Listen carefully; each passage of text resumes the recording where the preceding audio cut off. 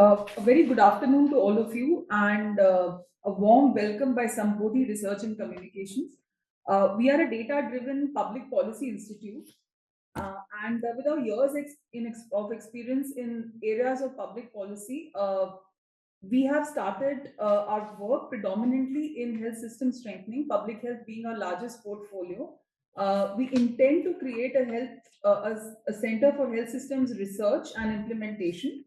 The key area of this institute would be to become a thought leader in health system strengthening and eventually build capacities of different cadre of people who work within the health systems. To this end, we've started this conversation between thought leaders in Global South. And when we talk about Global South, I think the first institute that obviously comes to mind is the Indian Institute of Management. And with that thought in mind, today's session focuses on a very deep-rooted issue in the public health system.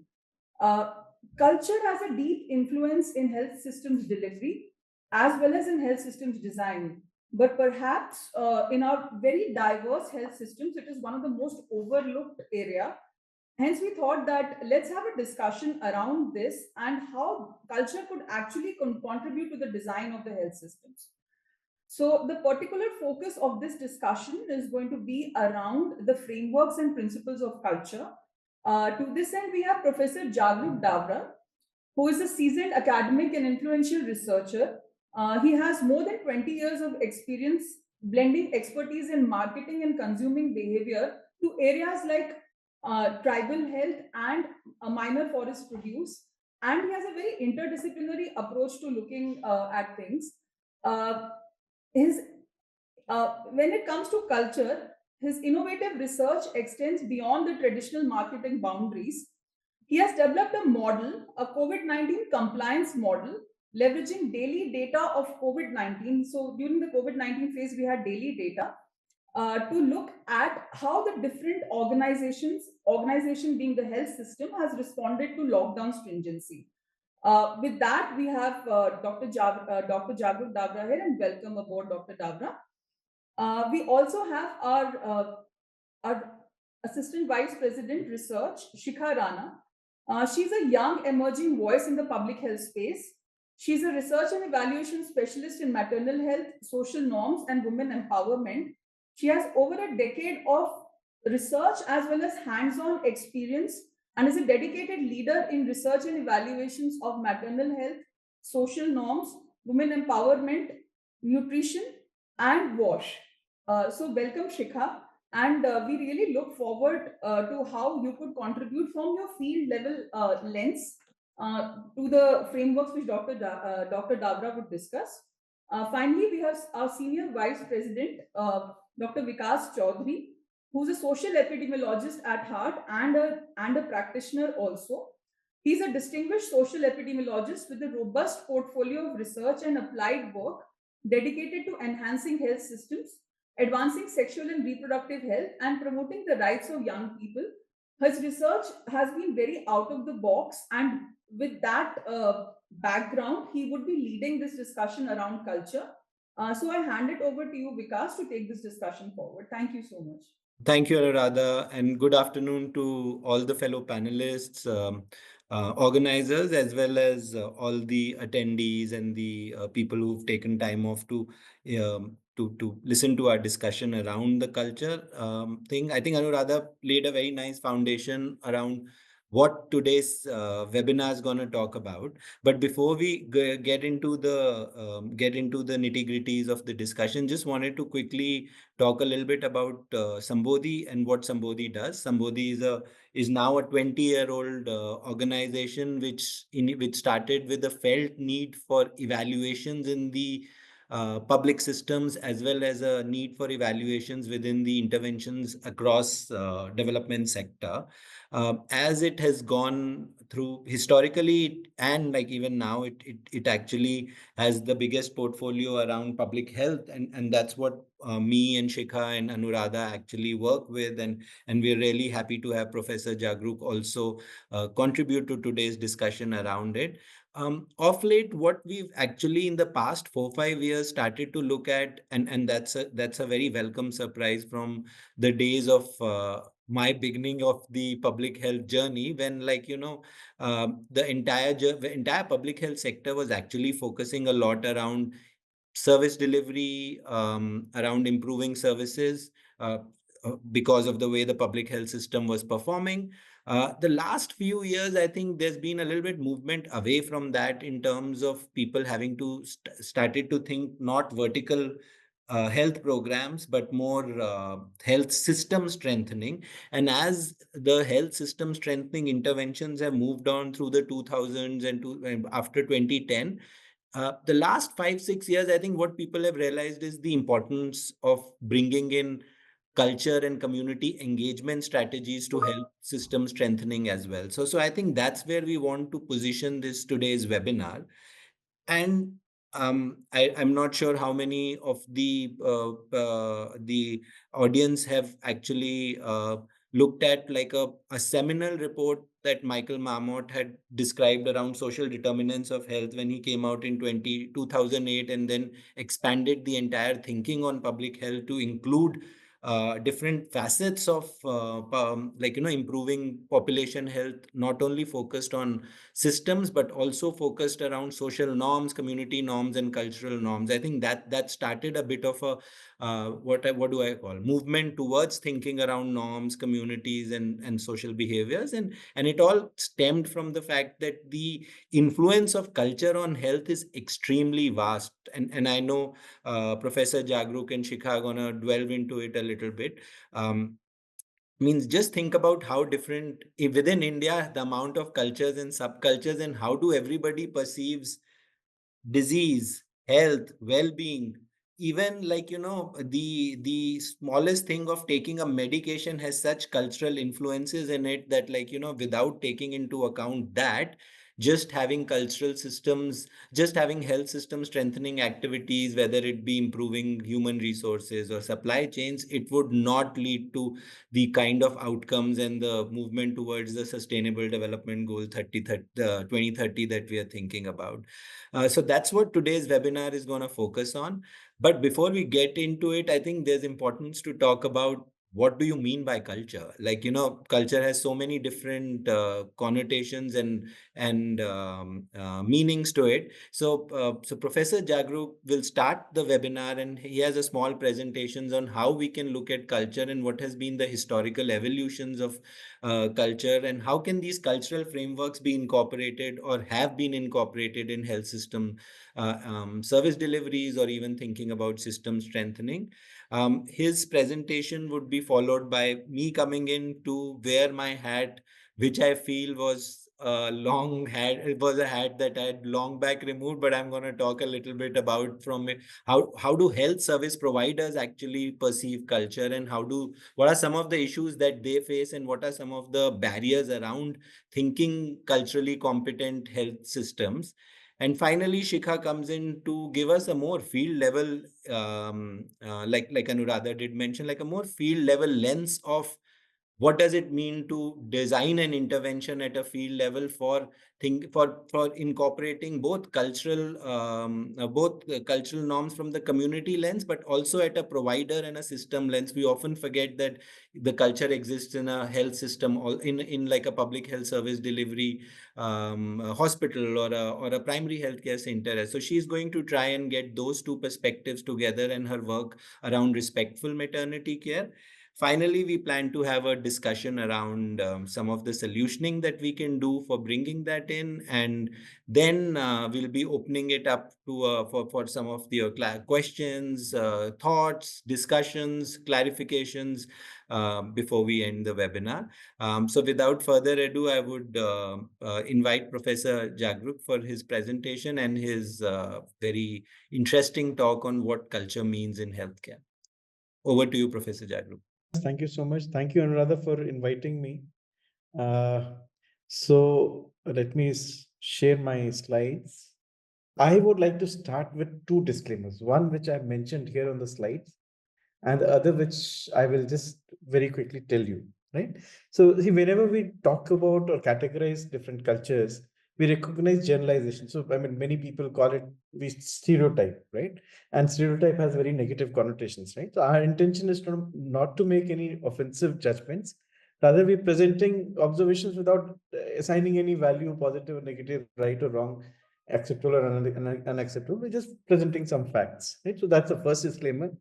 The second disclaimer is that, look, I am a marketer, and I have very limited appreciation of your world, which is healthcare, right? But where it helps us, what Anuradha said, I try to take a very dimensional, multifaceted view of things, and that is where some insights from culture I can kind of draw some parallels to, or some applications to how it can benefit our healthcare system, right? So my experience with the healthcare is more by virtue of being a patient, right, rather than somebody who has actually implemented a real change, right?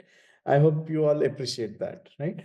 Okay, so see, culture is something which varies from place to place. We know this, right, from country to country. If in fact, even within a country, right? I mean, if you think about, again, I'm getting into a small risk of stereotyping, but if you think about a typical North Indian or a South Indian, right, versus East or West Indian, you can paint a picture, right? You can paint a picture of what these people are like, what do they do, what are their, you know, how are the cultures different, right? So microcultures also exist, right? Even within a state, culture of one community could be different from another, right? There are a lot of variations. Culture is largely in transit over time. Right? Culture doesn't change very, very quickly. It changes. It does change, though. I mean, over time, it does change. Um, uh, from one generation to another generation, for example, right? Culture does change, right? But largely over a long period of time, it is kind of intransient. It doesn't change so much, right? And culture manifests itself in society in the form of traditions, value systems, some conventional wisdom, some social norms, etc. Um, so what we as observers, what we see is not culture by itself, but the way the culture manifests itself. And culture is, something which, if you have never been out of, say, your town or village or city or state or even country, there are things that you take for granted, which may actually be quite different, and you will only realize that these are different if you experience a different culture, right? When you compare and contrast things that happen. So I remember my first visit to US. When I was on the plane, I wanted to go to the washroom, and I got up. There was a cart. The food cart was there, blocking my way. I kind of squeezed myself in, and I made my way to the washroom. Now, the air hostess was terribly, terribly shocked by my behavior, and she mentioned this to me as in as many words that, sir, next time please say excuse me, right? I mean, so that is when I realized that what is offensive to, what is acceptable, perfectly acceptable to us in our country, is actually not acceptable maybe somewhere else. So there is a difference, right? So there, I mean, the differences are, things like something which is considered to be, say, in US, it's considered to be late. You are supposed to be on time, right, for everything. It's kind of acceptable in India that, okay, people are likely to be a little bit late, right? But in countries like Tanzania, in fact, if you're not late, they feel offended, right? So I mean, there's so much of difference in culture, right? In the West, and even in India, we give flowers to when we meet somebody. We go out on a date, we carry flowers with us. But in China, you carry flowers only during during when somebody dies, right? So there are differences in culture which you will only come to know when you are exposed to a new culture. That's very, very important. When we think about culture, um, uh, you have to really experience a different culture to start and appreciate it. There have been, so I'm going to get a bit academic here, but there is definitely some learnings in what I'm about to say. So there was an attempt to generalize these cultural differences. In fact, one of the things that we academicians do quite often. We try to generalize things into theories, right? So there was somebody called Hofstede, a European person, kind of European researcher who kind of um identify these 6 themes which distinguish different cultures. So these 6 themes are there on the slide: individualism and collectivism, power distance, long-term orientation, uncertainty avoidance, femininity. I'm sorry, the spelling is wrong. Versus masculinity, restraint versus indulgence.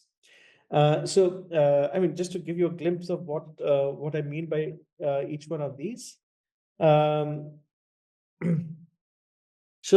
individualism versus collectivism, uh, so there are countries like US where an individual's identity is more important, whereas there are countries in the eastern part of the world, China and India, where we have this very strong feeling of kinship, or being a part of a larger family system.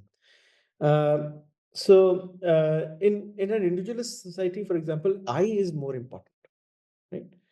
I am more important than everybody else. Whereas in a collectivist society, maybe family unit or a larger social group is more important, right? Power distance. I mean, the countries where um, everybody, in spite, I mean, elder or younger, everybody is regarded as equal.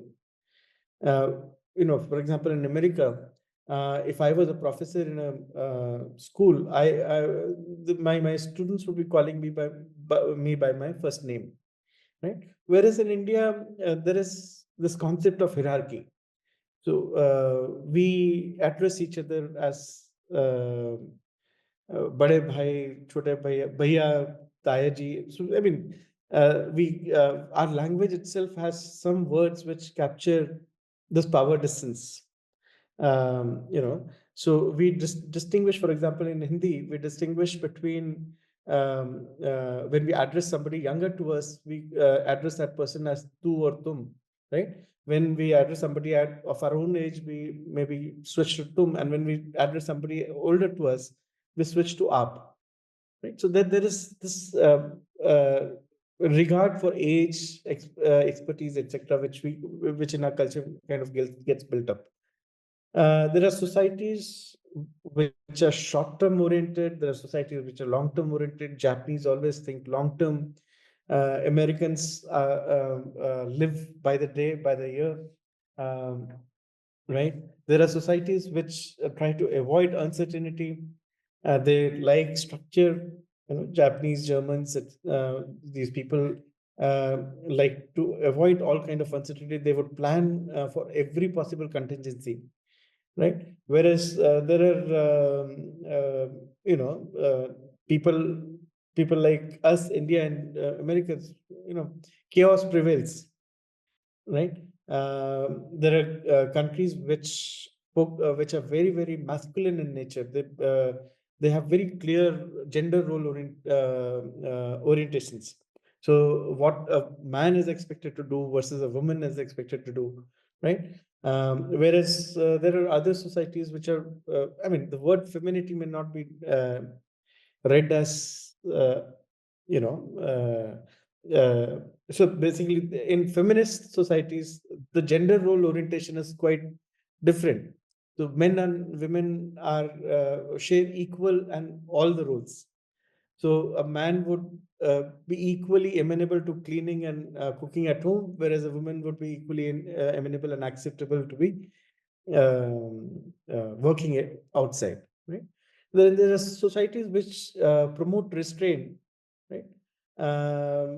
Societies like India, China, etc., right? Whereas there are other societies which are more materialistic and promote indulgence. Cultural differences have been very widely studied. Hofstede was perhaps the first person who gave some essential differences, but then there are other things like fairness, right?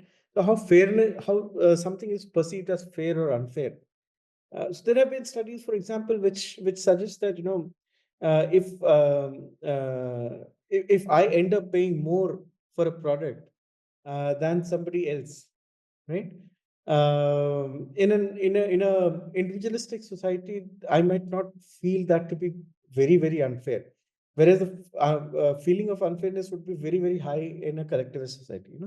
Things like this, attributions, cognitive styles. I'm going to talk about some of these as we go along. Uh, why should a healthcare system account for culture? So first of all, I mean, should we really care? Now, we did realize this in my introduction. Anuradha did mention about this small paper that we had done, small bit of research that we had done, where we kind of explored, does culture have a effect on how people reacted to COVID-19? And bit specifically, what we wanted to study was how was see what was happening during pandemic was that the outbreak was so sudden that if we would have let it go unchecked, the number of cases would have been so many that it would have actually choked our healthcare system. So till the time the vaccination was developed, um, uh, most every country in the world wanted to delay the outbreak, and certainly not let the healthcare system become so overwhelmed all of a sudden. And the mechanism that they drew, I think it's kind of a standard operating procedure during a pandemic. They enforce something called a lockdown, right? Now, if you look at a very humanistic uh, uh, from a humanistic perspective, freedom is a very basic human need, and that cuts across different societies and cultures. I mean, somebody who really errs in his or her ways is generally punished by taking away that person's freedom. So, I mean, given a jail time, right? That's regarded as a very an ultimate way of dealing with miscreants, right? So, in some sense, lockdown was also curtailing people's freedom, right? Now, how do different cultures look at both of these things? So, the fact that lockdown is important versus freedom and individual rights, those are also extremely important. How did they reconcile this? In fact, I'm sure while I'm telling you this, some images in your mind would have already come in. And I'm sure you would have got flashes of or remembered some countries which were pretty successful in managing lockdowns, whereas some other countries which were not able to manage lockdowns very effectively. Right. So essentially, our research objective was to study how do these cultural differences that impact lockdown, government's ability to stringently enforce lockdown, and how does that kind of then make the curve flatter, because that was the ultimate objective, right? Now, I'm not going to get into the methodology and stuff of our paper, but some very quick results, right? This is what we found out. So we found out that collectivist cultures were more successful in implementing lockdown and flattening the curve than individualistic cultures. So I would like you to remember those days, what happened in Europe, right? And what was happening in some sections of the America, of US, right? Where um, individual rights matter much more. And there was a very strong, there were very strong voices against the lockdown, right? Please recollect uh, some of those countries. So countries with higher power distance were more successful in implementing lockdown and flattening the curve. So countries which recognize the legitimacy of, say, a government agency or an expert telling you something, right? These countries were more successful in implementing a lockdown rather than the ones which were more where power distance was very minimal, right? Again, the example that comes to mind is US versus India. In fact, I mean, I hope you all remember most experts before when the pandemic had just started had one of the opinion that India is not going to survive this pandemic, right? But I guess these cultural aspects, us being collectivists and us being people who acknowledge the acknowledge governments and voices of the experts, right? I think these things helped us in managing or successfully implementing lockdowns, right? Or reasonably being successful at doing that. Countries with long-term orientation were far more successful in implementing lockdown than and flattening the curve. So countries like Japan, etc., who have a very long-term view of the world, uh, uh, view of things, were far more successful than people who live by the year, right? So this was our paper. This was our small work. But then there are several other works which have also shown how culture affects healthcare systems and healthcare decisions. So, individualist countries like United States, there is a very high self-serving bias. The individual rights matter more than anything else. So they emphasize on what is important for them, right? And care less about what happens to others, right? So in such places, there's a higher demand for healthcare services. I'm saying the allied services, right? No, I mean, me being treated well, me not having to wait in line for a long time, etc., etc. Their health services are also they kind of have to gear up to meet those demands, right? Hospitals in India, which is a collectivist nation, we often forget the importance of family, right? So and we adopt systems which have worked very well in the West. Sometimes accept we try to implement those systems directly in our country, right?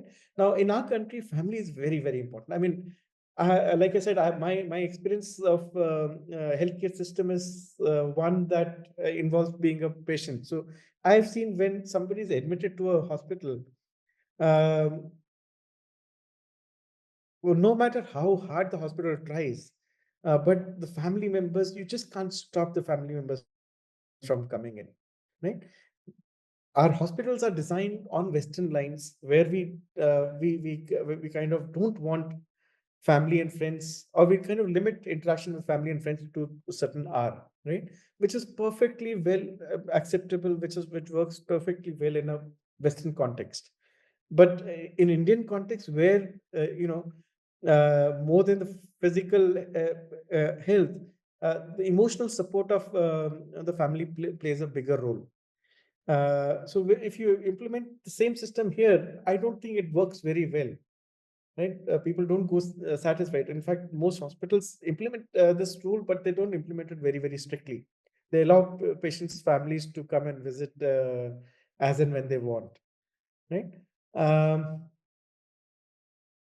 Another thing which impacts culture is how do we attribute things. Now there are cultures which said God punishes me for bad behavior. I've fallen ill. Fallen. I'm not. I'm unwell because I have done something wrong, and God is punishing me for that for some bad behavior. right? So the attribution is towards is external. So the attribution is towards God and things that and if God is punishing me for bad behavior, God is the one who's going to take care of me. And many such people don't go and take medical care, timely medical care, right? We've often, in our country itself, we've often heard of phrases "Jaisi Bhagwan ki marzi," right?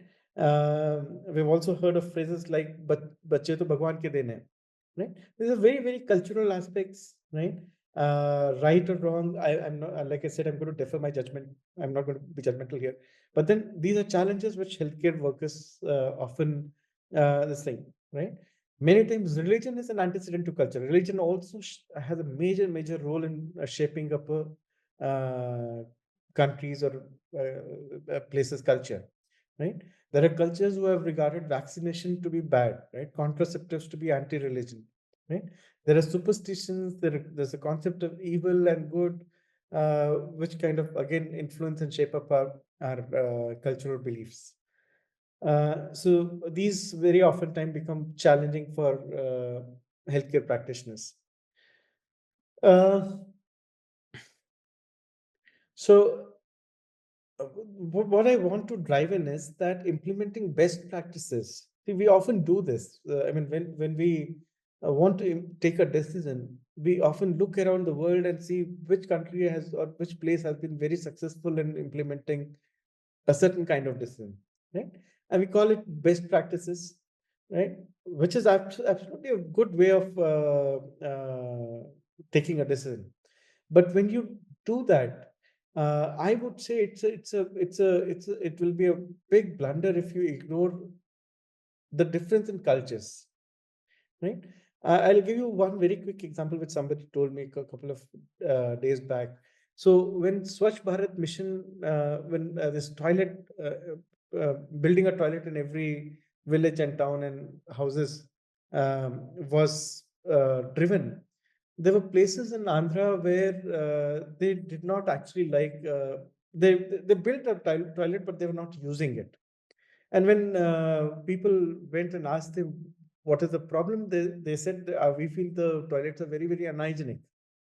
So when they were asked further, so the healthcare workers realized that the smell, because there's no ventilation in the toilet, the smell that accumulates in the toilet, that leads to a perception that the toilet is more unhygienic, and defecating in the open is maybe more hygienic, right? So that is when the Andhra government started to build windows inside toilets, which could partially dissipate the odor, and toilets started to get used. Right. So, what I want to conclude with is that creative solutions for healthcare initiatives will emerge definitely when you take these cultural norms and practices, you acknowledge that these exist, and you kind of take them into account. So I'll stop here. Over to you, Vikas.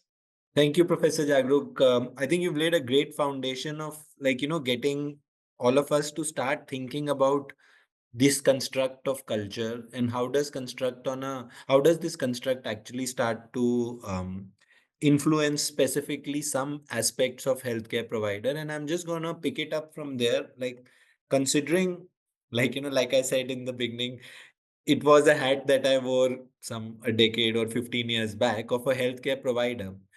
And like when I came out of my training, I think, and started actually clinical practice of a bit like being a doctor or a physician, I don't think, broaching on subjects like culture, ethnic differences, that is not a territory I would have, I did not think it was important. And second, I didn't feel ever comfortable or skilled enough to even go into that. And as I've started my growth in public health, I've realized that how that plays such an important part in our lives, but often in our healthcare utilization or in the healthcare delivery, but often like even though it's given a name in the social determinants of health as a very particularly important determinant of population health, it is one of the often ignored, most ignored, I would say. I'll put my bet on it that it's probably the most ignored thing in health system strengthening, as well as in health system as well as in building health system resilience, right? Where there's a lot of work around going around in health system resilience about trying to prepare for future pandemics, climate change, etc. And I think until we do not incorporate how that culture would be, I think we'll commit the same mistake what we've done in the last 50, 70 years of the strengthening work without culture into it. Now, means, you did mention a little bit about how does this culture or care of patients in general, what are the cultural influences? I think you referred very important to influence to family and community in like in our in specifically our country. um, this is very different from a US, right? US is a or like a Scandinavian country. The more focus is around individual, and where you get your individual sense of well-being or individual service delivery, and you're fine with it. While in India, if you're even going to the health services for the minor outpatient department thing, you will have a family member go with you. You want the family involved with you. So I think that perspective has to be taken into account by the health service providers. I know Shikha's work a little bit around birth companion and women, and she's going to talk a little bit about that and how that becomes important in service delivery. You spoke about religion, so I'm not going to speak a lot around religion, but the one that I really wanted to mention is around gender roles, right? In some different genders have, in fact, even in our own country, will have very different beliefs regarding medical treatment.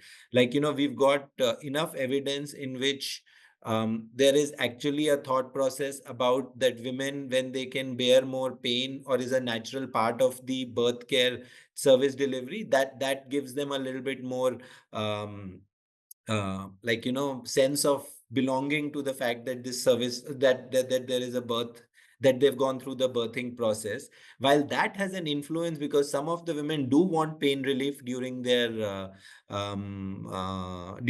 services, and if you're not able to recognize that, I think you often end up giving a service which is not up to the mark for the woman. Even things like access to the health services, that gets so influenced by what men and women go through, and that's also some of the cultural norms around which that focus, right? Whether what can men go to health services for, or women can go health services for.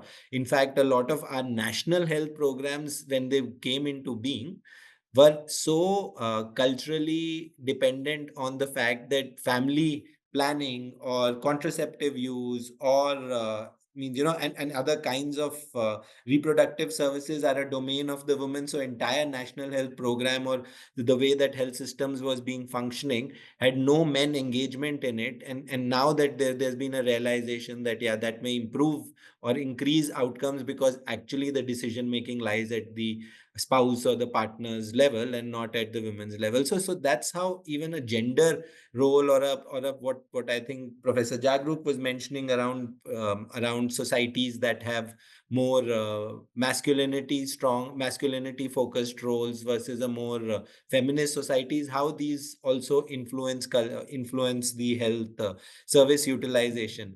Even things like, and I did mention a little bit, belief about medication, right? The fact that you would have some tablet that is conceived or perceived as a part of a modern treatment, and may not be something that would be palatable to more tribal societies in the world. They would still want, like, they would still focus around herbs and medication, herbs and, sorry, their own tribal healers giving them some kind of potions, which kind of um, uh, maybe the ones that make them feel better. Now, while, like my disclaimer is similarly to Professor Jagrok. It's not to put somebody as stereotype somebody as like doing the right thing or the wrong thing. It's just to talk about how different aspects of these medical care and health systems are so often influenced by culture, but often not actually incorporated in strengthening work or incorporating in the way service deliveries are organized.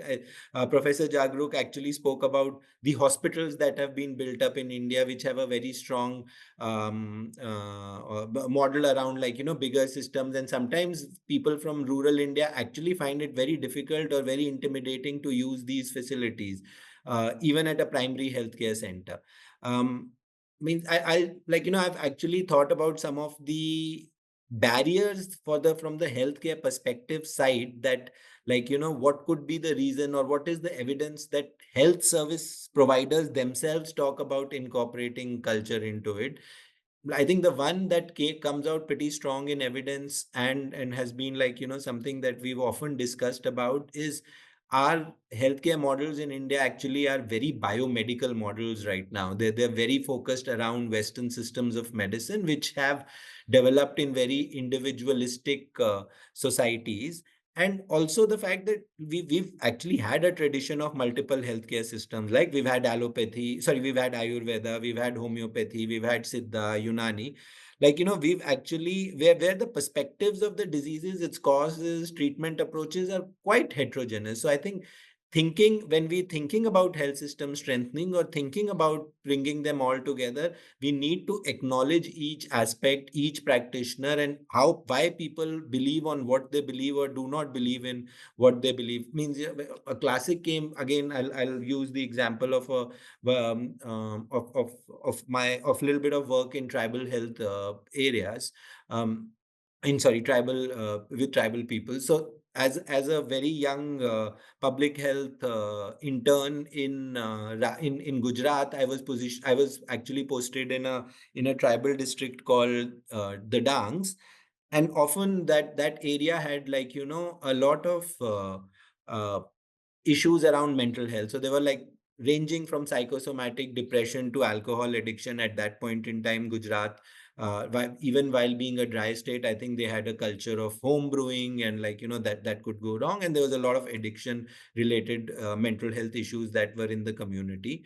Um, and the way that the government and the system and the service providers were thinking about was put, like, a mental health practitioner into the primary healthcare center, maybe have him sit, like, few days of the week, and people will come to him and take medicines, and that would at least improve the situation.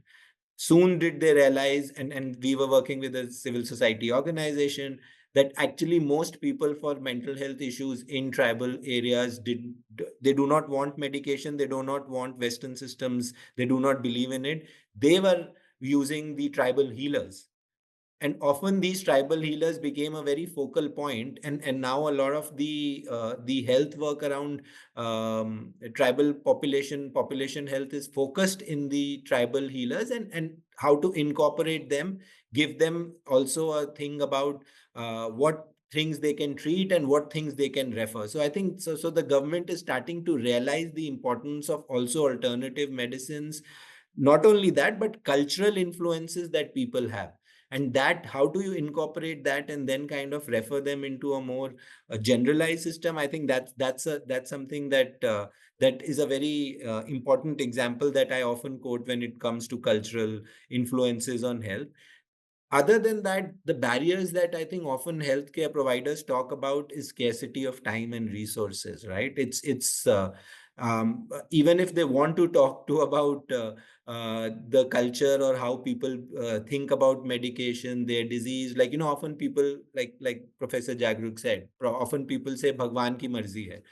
Even if you want to have to discuss that and say, okay, yes, you're right, but this is something that you can do to improve, the system does not have time, because there's a scarcity of there's scarcity of doctors, nurses, staff, everybody at the different levels, as well as resources, right? So I think that often tends to make systems actually culturally not competent enough to be able to what do you call they do not recognize that cultural impact, and hence are not able to react to diverse populations whose thinking is quite who's thinking about health, who's thinking about well-being, medication, everything is so diverse. I mean, think about also how many people in these, even in the limited number of people that we have in terms of the health system, there's so lack of diversity in the workforce within the health system. It's traditionally at a primary healthcare center, it's probably a 70-75-25 divide amongst men who would be in their 40s, who would be reacting to us, and who would not, who will be obviously outside from that outside community. So there's a lack of diversity in both leadership as well as workforce, which tends to take away the time to do sense, make service, to do delivery from a very cultural viewpoint. Even the even the communication methodologies between providers and patients of, like, maybe different ethnicities. I mean, in Indian case, different caste or cultural background, or a tribal versus non-tribal communication. It is so different that it's difficult for the people to access that care. And like I said, this is at a service delivery level. These are some of the issues that I think I've often reflected on and faced. But even at a systems level, I think the lack of resources, the fact that the leadership and the strengthening interventions are mostly driven by very evidence-based practices, but often not contextualized to the culture or to the existing norms and social norms and community norms in that areas, that it's often either inaccessible or often underutilized. And it does not incorporate, like, how do you develop that community health system bridge. That is where the system, I think, kind of faces a lot of barrier in producing more culturally competent systems. I do feel that we've started to acknowledge that. That's a great thing. I think that's where, like, the last 4 or 5 years, I see that acknowledgement coming. I see so many innovative system strengthening work or service delivery happening, which does try and incorporate different kinds of ways to make that service delivery more culturally competent. But, like, we really do have a long way to go in producing those culturally competent health systems. With that, I'm going to stop and hand it over to Shikha, and let Shikha give us a very interesting example of what work she's done around norms and for respectful maternity care, both from the lens of providing it as well as the lens of receiving it. So over to you, Shikha. Thank you, Vikas and Professor Jagrook, for actually setting up the context for me. I don't need to delve into what we are talking about, the conceptual aspect of it. We know from whatever we've heard till now, we know that culture and its aspect, like norms, power dynamics, hierarchies, are significantly influencing not just the way care access happens, but also the health outcomes. And I want to draw upon this work that we did on respectful maternity care, and specifically focus on provider and institutional norms that were at play, cultural norms and community expectations and power dynamics between healthcare providers and women, how they were shaping the healthcare delivery as well as the care seeking behaviors. Now, imagine, like, you walking into a room, and you walk into a room where everyone is speaking in a language that you don't understand, but you're supposed to be trusting your life to these people. And this is not just an imagination. This is a very lived reality of millions of women across the world. It's not just India, it's across cultures this happens. But what happens in India is giving birth is not just a personal experience, but rather it's a very deeply embedded in cultural expectations, community and institutional norms, and even rigid hierarchies. So, delving into my work, what we came across was starting with number one, provider and institutional norms. Now, we saw that there were very complex institutional dynamics at play and the norms that were shaping the way providers are behaving. For instance, one of the norms that came out very strongly is that healthcare workers are often operating in a system where they have to face dual pressures. Number one is this prioritize an intense focus on clinical outcomes, so to avoid sanctions not just from their seniors and institutions, but also from the community backlash. Because if anything goes wrong in the outcome, there's going to be a severe backlash from both ends. And secondly, they have to do all of this while managing high stress environments that often will then strain their capacity, and they end up being less empathetic and providing less empathetic care. Now, something that was again very striking in this was that these pressures of working under these dual pressures, they manifest differently based on the demographics of women. We saw one of the norms that we found was the acceptability of mistreatment under certain circumstances, where one of the circumstances was the characteristics of women. So disrespectful care was a little more prevalent when women belonged to certain background, when they were economically from a lesser background, when they were younger or first time mothers, when they were less educated. There was a higher degree of mistreatment that would often prevail from even the provider side. And this was sort of suggestive of this power dynamics between the provider and the women that was intersecting with these hierarchical structures and norms within the facility, which just creates more layered vulnerabilities for the women and ends up affecting the way they experience care and the future way they will seek care in these facilities. It's very dependent on whether they'll come back. Oftentimes, there is evidence and there's literature that the mistreatment during childbirth can result in complications and negative health outcomes, which creates a very perpetuating cycle that if ends up affecting the way care seeking happens. Coming to the community side of it, in terms of community norms and expectations, something that the community landscape revealed was these deeply entrenched community norms and community expectations that are shaping the way experiences happens. Now, most of the women that we talked to, they came with an expectation of having a positive birth outcome and going back home with a healthy baby and themselves healthy. Respectful care does not even figure in their expectation. They did not even think about that as as something that they want to look at while choosing their facility.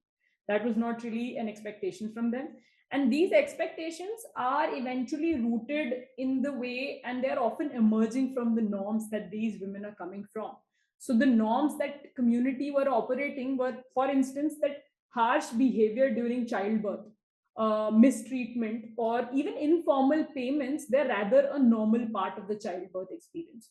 Raising grievances or being able to complain often does not happen because there's a very evident fear amongst these women and their families that either if they complain, that they would either be totally ignored or there will be a neglect of care. So what happens then is such practices that there's an acceptance of harsh treatment, informal payments are being given, no complaint raising happens. These are not necessarily very approved of practices, but they've become very acceptable and they've become rather expected from women. So the support staff in a lot of places expect a certain form of informal treatment just to show you the face of the baby, just to give you the baby first time, or just to transfer you between wards. There are rates that if I'm going to do this, this is what. If a boy is born, there are rates. The gender norms are again playing there. If it's a girl child, the rate, the amount of money given is changing. Also, again, something that happens here, like we saw with the providers, even at a community level, the socioeconomic status again influences not just the way treatment is being received, but also the way treatment is being sought or expected, the expectations that women have. So many women who were coming from rather vulnerable background or disadvantaged background, they expressed things like, we didn't expect a lot from the hospital, or this is the first time I'm coming to a hospital, so whatever is given to me is all right. And especially from public health facilities, something that came up was that I'm not paying, so what can I expect? If this is what I'm giving, it's because I'm not paying. So however, whatever kind of treatment is meted out to me is okay because I'm not paying here, so I should not hold any expectations. And this was very evident of how deeply these cultural norms around what my status is determines my worth and determines the way I could receive treatment, how deeply they've been internalized even within communities. Often we saw what Vikas was mentioning about the birth companions while they were very easily recognizing abuse. Women would say that they have not been mistreated, but their birth companion would say, yes, there was some form of mistreatment. But these birth companions at time would then tell women not to raise complaints. We're just here for a 2-day period. Why should you raise complaint? It will just create a problem for you. Oftentimes, the birth companions are not allowed for certain periods, or if they're allowed, it's with an intention that you're going to help me monitor the woman. So even the support structure that are created, they're sometimes helping perpetuate some of these norms, because these cultural norms, community norms are so deeply ingrained that even the families do not really have the power, the agency to work with it. Now, when we have talked, we looked at some of the provider norms, we've looked at the community norms. Very intrinsically associated in both of these setups are the power dynamics. Now, we saw that how these power dynamics are influencing maternity care experiences, and also the way women's agency is being manifested in these healthcare setups. Power dynamics are not just at between a healthcare provider and a woman, but it's also within the healthcare provider themselves. So when we look at between the healthcare provider and woman, we saw that the acceptance of this mistreatment, it was lending to some of the situation, because there are these understanding, these norms around the deference of women to the authority of doctors. So particularly for young women, their agency is very limited, and the norms are getting reinforced by these cultural hierarchies and dynamics that the doctors are at a very unquestionable authority. They should not be questioned. They come from a very high social status. So their social status in the societies is such that the women are often placed in a very passive role. And because of this, they are often regarded with a very high level of respect and a high level of authority, which creates a rather significant power imbalance between the way women can even ask them questions or even voice if there is dissatisfaction with them. So we are lending to this self-perpetuating cycle where, number one, women often would end up normalizing and accepting the behavior that is given to them, be it good, be it bad, be it mistreatment. Number two, even the families hesitate to advocate for better care. And number three, their agency is becoming very limited, and they are rather unable to express or even question the very basic aspects of care.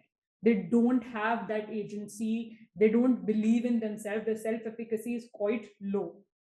And at the provider side, what ends up happening is this power dynamics is becoming manifested in a rather paternalistic attitude, where the provider feels that they're sort of the authority who are giving care, they're the ones who are making the key decisions. So there is no room for effective communication, and effective communication is a very important aspect for fostering a respectful care. And lastly, when we look at the way power dynamics is being manifested within healthcare setups between providers, is that even the provider themselves have a very limited access to resources. There is a certain lack of decision-making power that they hold. The decision-making happens at senior level of people cadre who don't even talk to the women, who are not the everyday provider of care. They're sitting at a leadership position, but they are the final decision makers. And lastly, this lack of psychosocial support and emotional support that even the providers face, which is then getting more perpetuated by these hierarchical structures, that creates a power imbalance even within the providers, which even sometimes gets manifested on them displaying authority over the women of whatever is under their control. So those were some of the things that were hindering their capacities, were hindering the way women could seek care, but also coloring their experiences, and then they are definitely impacting the way health outcomes are getting affected, be it in terms of mortality outcomes, or in terms of institutional care or women seeking institutional care. Back to you, Vikas. As a and we'll come to the attendees' questions, but like just as a quick one question that I have for both of you, and as a service provider, I mean, we've discussed, we completely acknowledge the fact that there is a strong cultural influence on healthcare service delivery and health, and how that affects the health outcomes, right? Like that we need to bring that into it. but how do we create an ability of the system to provide such culturally competent care to patients which may have diverse values, beliefs, behaviors?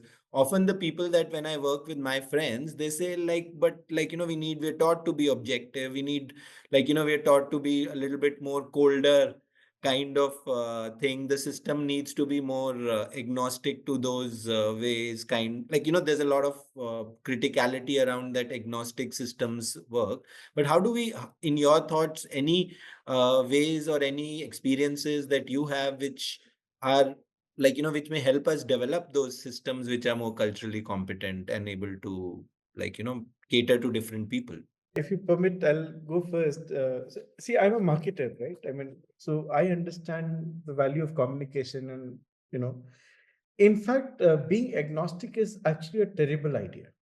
Maybe it works in the West, but in an Indian context, it's a terrible idea. In fact, I'll give you evidence from past campaigns in the healthcare domain, which to my mind were very, very successful. See, for example, our population control measures, right? So China forced people to have a one-child policy, whereas we focused more on educating. We also tried that, by the way. I mean, Sanjay Gandhi is famous for, you know, so, but we very quickly shifted gears. We understood where our culture lies and what is acceptable, what is not acceptable in our country. We kind of the very famous slogan, all of us, at least, I mean, we were born with this slogan called "Hum do hamare do." Right? I think that was a wonderful campaign, and it was one of the very successful campaigns which kind of helped us educate people into birth control. Right? Now, if you talking about birth control a little bit more, so about 15, 20 years back, the ads of condoms in the Western countries, those ads focused on pleasure, right? Whereas in Indian context, they modified it very wisely. They modified it. They said they focused on hesitation. No, why do you hesitate asking for a condom when you go to a shop, right? So these are a few. I mean, very off late. I've seen so Akshay Kumar's campaign ad on feminine hygiene. I don't know if you guys remember it or not, but look at the key message which it focuses on. It says, uh, the amount of money that you spend for your own selfish pleasure, right? Which is smoking a bidi. In that amount of money, you can bring about well-being of your family. So the ad very subtly takes you away from individualistic focus to a collectivist focus. That the family's well-being is more important than your individual needs of smoking. So such understanding culture kind of helps you. And I mean, being agnostic or being cold, I first of all, I don't think that is very humanly possible, even for doctors and healthcare professionals to do, right? And second, I feel it is not perhaps required, right? You don't have to be emotional. You don't have to have an emotional outburst every time a healthcare issue comes up. But understanding culture can kind of bring in a lot of this thing, Yeah. Thanks, Professor Jagrook. Completely agreed. I think we need a little bit more of those behavior change communications, which are culturally, more appealing to people back into our thing. Often public health communication is not up to the mark on that level because, it's very awareness driven kind of No, thing. so even when it comes to doctors, so my first in experiences, so my father has of late been landing into the hospital. He's kind of 82 years old, and quite often, his biggest complaint is that the doctor did not listen to me, did not give me time. Right? In our country, I mean, what you write on the prescription, so in a Western culture, what is expected is that the doctor will tell you about the disease, the possible cures, will give you a lot of education. Whereas in our context, that of course, whatever you write, it's acceptable. But you have to kind of put your hand on our shoulder and say, look, everything will be fine. Shikha, any thoughts from you on building some, from your reflections on the field and your past decade of work in this. What are your thoughts on how do we go about building this cultural competence in our providers, in our system? I think I just quickly want to reiterate what Professor Jagrook was mentioning about you don't need to be uh, extra emotional, overtly empathetic that way, but it's very important to build those cultural competencies for providers. They need to be cognizant that the people that they are working with are coming from very diverse socio-cultural background. Like one very little example that came to me was that when we were working with these maternity care setups, oftentimes the instructions that were being given were in a language that most of the people knew, but a lot of the women did not understand. So they were being given instructions but in a language that they did not understand, because the provider themselves are coming from that background. And something that they felt very left out was this decision making, that was not being given to them. They were not even being discussed, much less discussed. They were not even being informed. So those smaller incorporation of those smaller modules when we are skilling our providers can help bridge those cultural differences, make the person who's coming to seek care have a slightly better experience, because it needs to be very intertwined and embedded. It's not a checklist that I have to do A, B, C, D, but rather I have to do it with every medical practice that I'm doing. So those smaller things I think are very important to be cognizant of when we're working with these. Thanks. I think one thing that I would like to add on to this was, and before we open it to the audiences, uh, like, we are often, when I reflect upon my journey of the education in the health, like, doing the like good training in biomedical model of health, it's I think that's where we need to start bringing in this question about cultural competence, and that's the one that can turn the system into a lot more culturally competent system. Like, while we can do our trainings, often, like, we doctors are very bad at unlearning things. So I think some of us, like, get very entrenched into that, and that's something that you also spoke about in your study, Shikha. So I guess that's where, at least at a systems level, we will need to think about bringing the change from, and continue on kind of building that. I have three questions from the audience. Two are for you, Professor Jagrook. One is about how did you get the data to develop the model?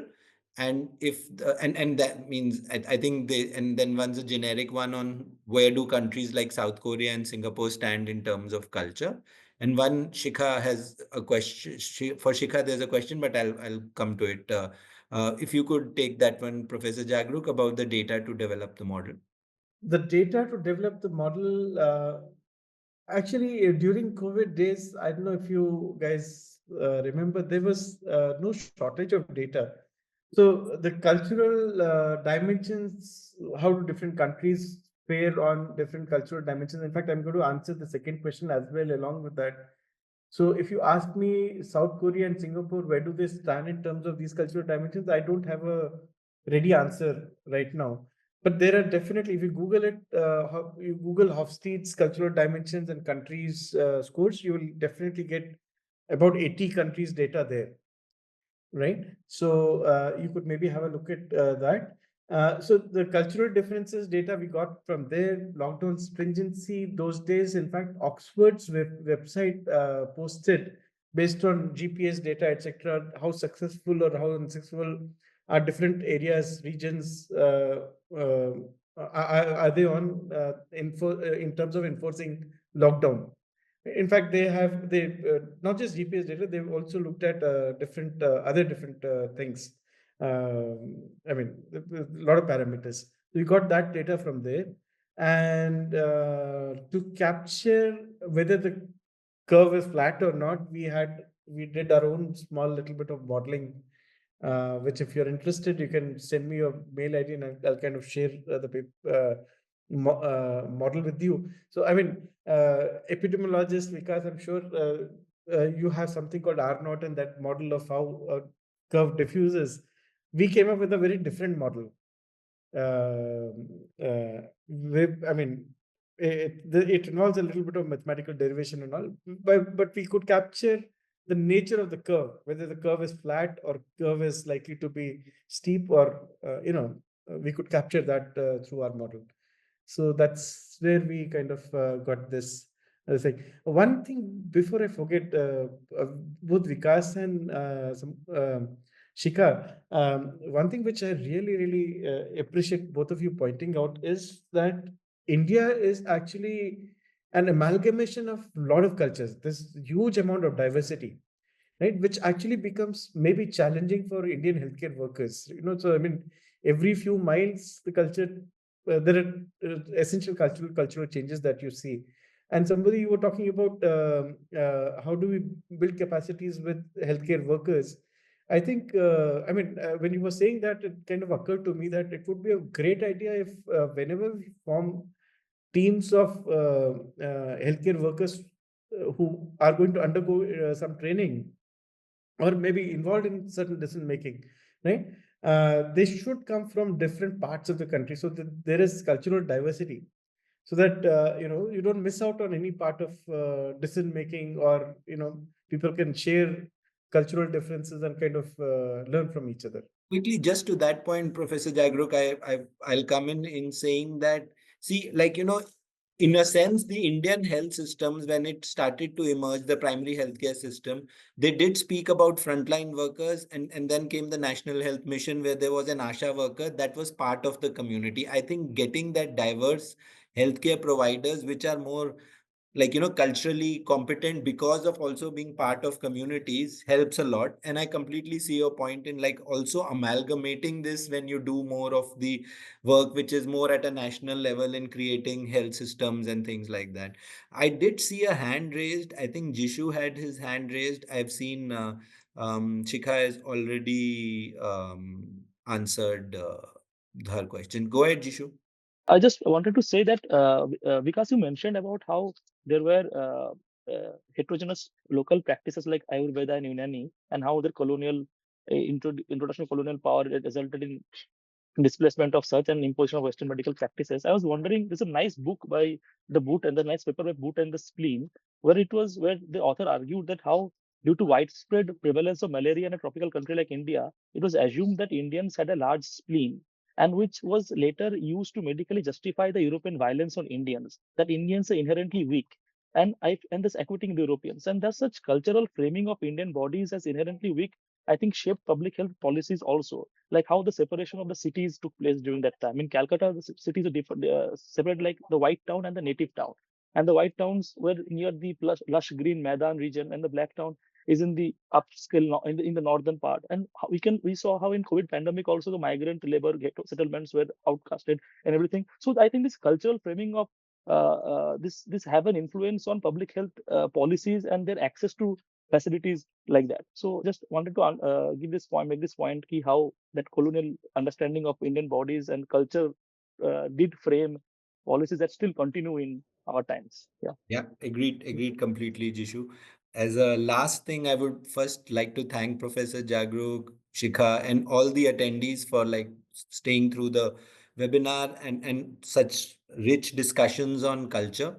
I think we need to take it forward. The I would request Anuradha if we can have some more sessions in the coming thing around this topic, because I do feel we are just halfway there. We've just scratched the surface on culture, but like, getting into a little bit more nitty-gritties of the solutioning, and Professor Jagrook and Shikha both did mention about how do we bring about some changes, some learnings around. It's not like, how to build empathy in the healthcare system, in the healthcare service delivery, and actually the fact that cold and agnostic is not the way to go forward.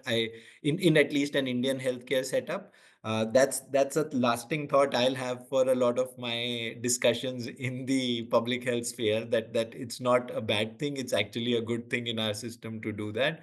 And if we can, like, keep discussing on, keep this discourse on and discussion going on, I think the next set of interventions would certainly look at strengthening with the cultural lens and not just very plain six pillars health system strengthening that we do, which is very again a very bottled model of healthcare strengthening. Anuradha, do you want to have your some last words from your end?